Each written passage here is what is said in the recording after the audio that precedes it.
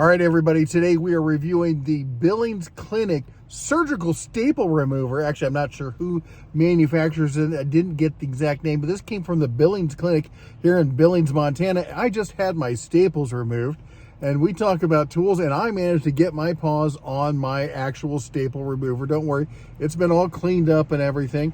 But if you're wondering how they remove surgical staples, it's literally kind of like the three-finger technique. Two, get it from the top, one goes from the bottom. It pinches like that, causing the staple to open up, and then they can just pry it right out of you. They just remove, I don't know how many staples I had. I probably should have counted. It had to be at least a dozen or so. But anyway, some people were asking before when I had my surgery what the tools were that they used. So what this is a, let's see here, if you can see it there, it's made in Taiwan there. You can kind of see it there on the screen. Anyway, made in Taiwan. We got two pieces of sheet surgical steel here with a rivet hinge. They use one piece, it's folded in half here. Then this is, of course, where your thumb grabs it. And then another piece right here in the center is pushed down into it to create a spring mechanism. So it automatically springs back, as you can see there. This piece has the two teeth on the bottom. This bottom piece has the single tooth. The bottom piece is a fairly simple, straightforward design. It does get folded in half here, comes down, so it gives you extra strength from that. But right after the hinge, it gets cut off and becomes a single piece for the center prong there as it pinches. Actually, it's coming in from the top. So single from the top, double from the bottom. And then it also has another little piece here folded over that I guess is supposed to stop it from overextending, but it's not like it really can't. Maybe there's something else you can use. That's another tool. Maybe you can get under a staple and lift it up something. And then let's see here. There's also a...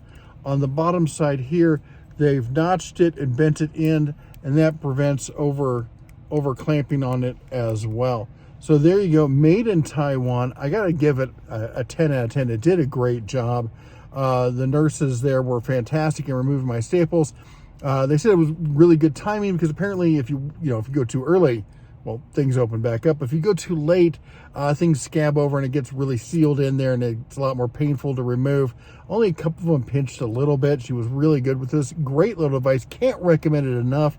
And if you have your own first aid kit, you definitely want to consider getting your paws on a surgical staple gun. They're great for emergency medical kind of uses. I'm not exactly sure about how easy it is to buy one. I've never seen them for sale in retail, but if you know people and it's probably somewhere on the internet where you can buy one. Anyway, again, 10 out of 10 stars on this one. The good news is that I'm staple free.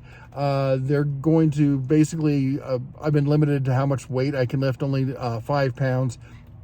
Still limited till mid-May to 10 pounds.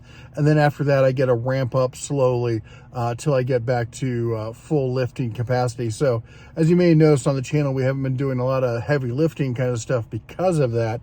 Try to get the kids to help in, but you know how they are. Anyway, you got any questions about surgical staple removers, let me know.